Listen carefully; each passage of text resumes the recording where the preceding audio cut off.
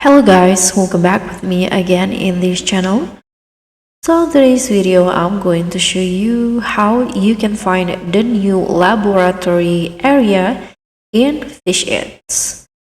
So the biggest update just launched in Fish Eat, and there is a new area that you can go to in the Kohana Island. So if you want to know where the laboratory is, you can just watch this video.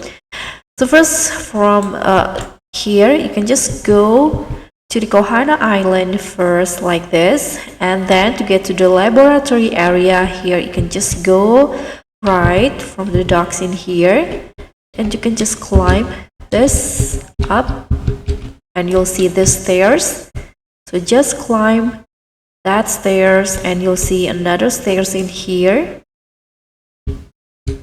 Go up again and turn right, and in here you'll easily spot the laboratory area.